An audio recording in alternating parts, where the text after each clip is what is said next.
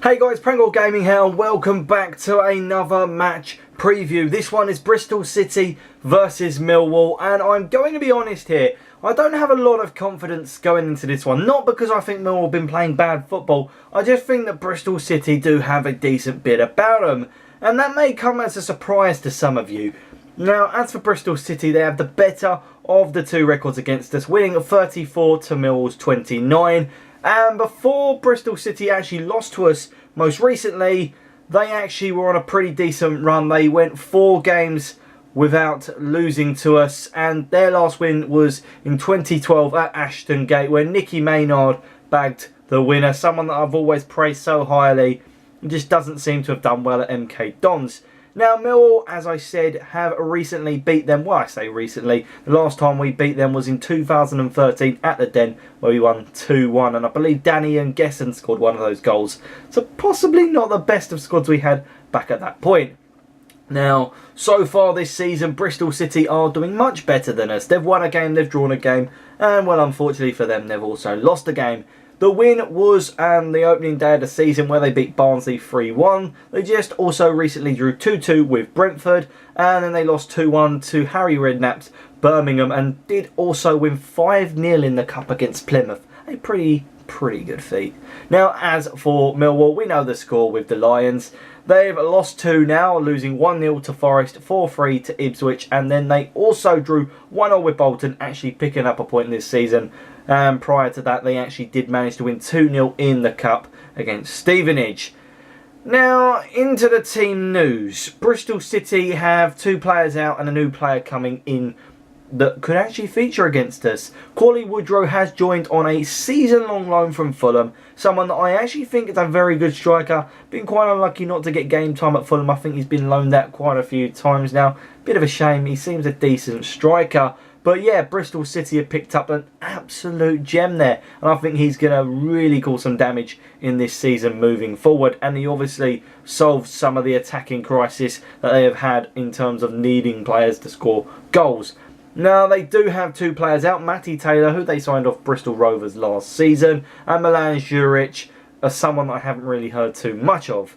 Now for Millwall, I expect Harris to have a shake-up in the team, and whether that means taking Meredith out and putting Tony Craig in because he blasted a lack of leadership, or whether that actually means that Jake Cooper is going to come into the defence, I just don't know. All I know is there is a real need to change a couple of those players, not a lot of them. I thought we played some decent football, but I think we do need to change it up a little bit. Harris likes to keep the same squad pretty much all the time.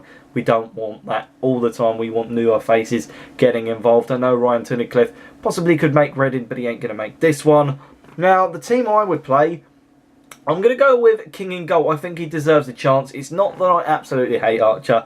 Let's just say I'm a little bit disappointed with Archer. He possibly could have done better, but we do have a defence. Defence probably should save a lot of the attempts, try and stop them from going on goal. So Archer is the last resort.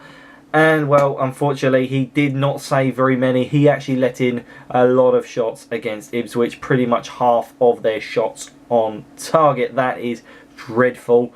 But King, yes, he deserves an opportunity. I think that it's worthwhile. We've got to give him a chance now where Archer is not having the best of games. He's letting in things that he possibly would have saved back in League One. Obviously, we are playing a better opposition than we would.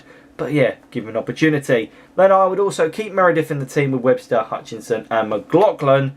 And I would go for in the midfield, Saville on the centre mid with Williams. Left as O'Brien. I think he was fantastic on Tuesday. And a right-sided player of Wallace. Up top, I have to take Morrison out of the team. Gregory and Elliott have to go for me. I really feel like they're going to be the ones that hold the key to our performance. Now the prediction, I'm going 3-2 to Bristol City. I hate going against the team I support, but I have a feeling City will have more about them than we will, and I think we're going to continue the trend of not being able to get the result despite having a fantastic performance. Now for 3 players I have to give that are quality for City that could cause us some problems. The first one is Farmer Dahayu. I seriously hope I didn't butcher that name. Let me know in the comments section. I possibly did.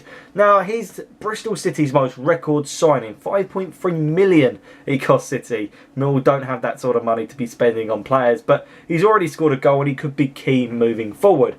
Speaking of players moving forward, second would have to be Bobby Reid. He scored 4 goals from this season, and the midfielder has actually had a very good season. And if we are to stand any chance in this game, we have got to cut him out from the match. And third is a defensive player in Aidan Flint. He is being targeted by Birmingham City, and plenty of bids have been rebuffed. But he is a quality defender, and I really think that defensively he will make the difference. He also has a lot going forward, so it's something to look out for. As for where each side are positioned in the league, City sit 9th and Millwall sit 22nd, just dropping into the relegation zone. Not where we want to be, but we've got to build on it and try and get better. Now, let's just quickly end the video off with the top goal scorers. As I said, Bobby Reid is the top goal scorer for Bristol City, scoring 4 goals so far this season. An interesting fact there, all 4 have been in the league. He is definitely one for the occasion. And for Millwall, it's Tom Elliott. He's now scored 3 goals after scoring that goal he actually got at Tuesday, where he poked it past the keeper. I think that he really is someone we have to consider for the team. He's our top goal scorer now, and well, I seriously hope Harris starts him. But that will be all for this preview. I'm sorry if I droned on a little bit too much in certain points there. Hopefully you guys agree with me. If not, let me know your score predictions down in the comments section. We'll have a little bit of a conversation down there. Even Bristol City fans, let me know what you think. Are those 3 players your key players, or do you think some other players will cause some damage? Obviously, all to come in the next video. But until then, goodbye.